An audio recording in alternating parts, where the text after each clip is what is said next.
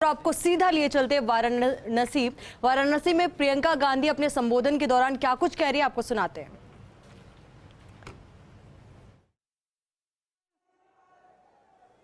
बस स्टैंडों पे लग रहे हैं, बड़ी बड़ी होर्डिंग्स लग रही हैं। इनके पीछे जो सच्चाई है आप जानते हैं, आप जी रहे हैं उस सच्चाई को, आपका अनुभव है। आप बताइए, आपको फसल का दाम मिलता है? गैस सिलेंडर मिलता है आपको? भर पाती हैं आप? आपके बच्चों को रोजगार मिलता है? तो सच्चाई क्या है? और इस सच्चाई को बोलने से लोग डर क्यों रहे हैं? किस चीज से भय है? क्या हो जाएगा? समय आ गया है, चुनाव की बात नहीं है, अब देश की बात है।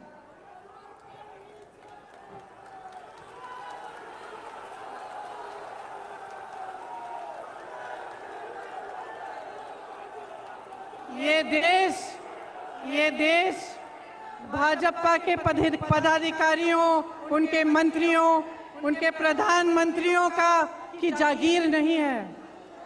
ये देश आपका देश है, आपका देश है। इस देश को कौन बचाएगा?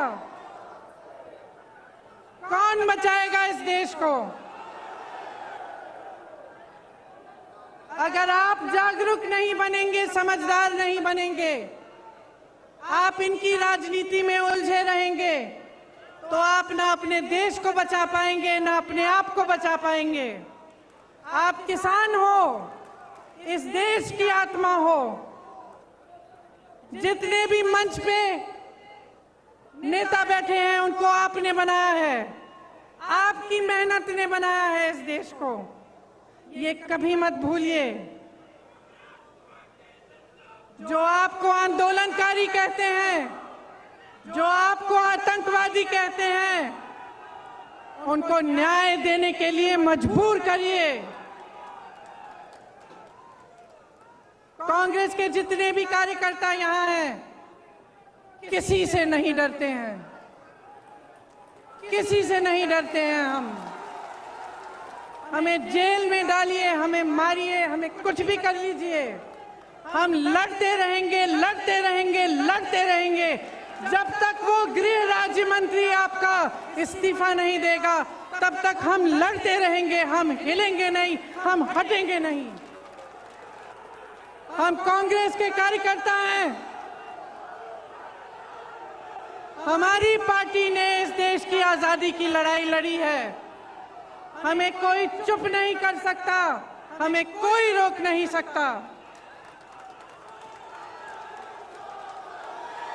और जितने भी लोग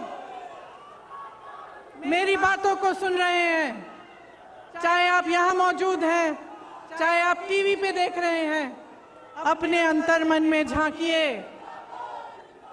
अपने अंतर्मन में झांकिए और अपने आप से सिर्फ एक सवाल पूछिए, सिर्फ एक सवाल पूछिए कि जब से ये सरकार आई है, इन पिछले 7 सालों में क्या आपके जीवन में तरक्की आई है कि नहीं?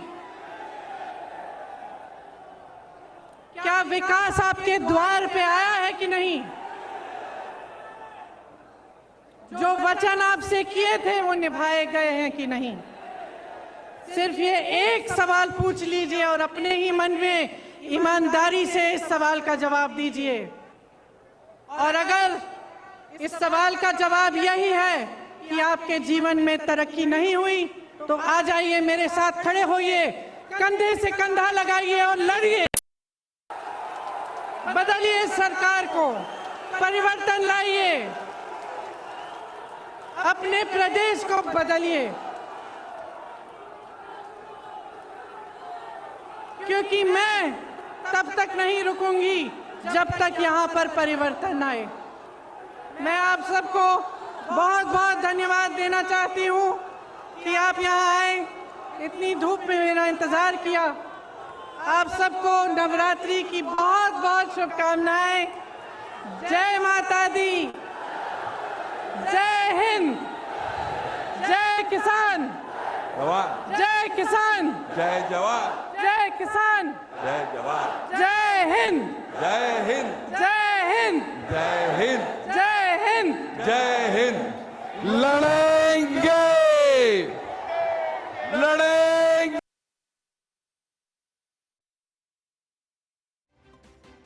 से आमजन को संबोधित करती हुई नजर आई और साफ तौर पर केंद्र सरकार की नीतियों पर हमलावर भी वो नजर आई इस दौरान। तो साथ ही उन्होंने आमजन से ये भी गुजारिश की, अगर उनको लगता है कि बीजेपी के कार्यकाल में कोई परिवर्तन नहीं हुआ, कोई विकास नहीं हुआ, तो आमजन उनके कंधे से कंधा मिलाकर काम करे और उनके साथ जुड़े, कांग्रेस का साथ दे। और यहां पर उपस्थित सभी कार्यकर्ताओं को संबोधित उन्होंने किया और एक नई ऊर्जा का संचार यहां से किया।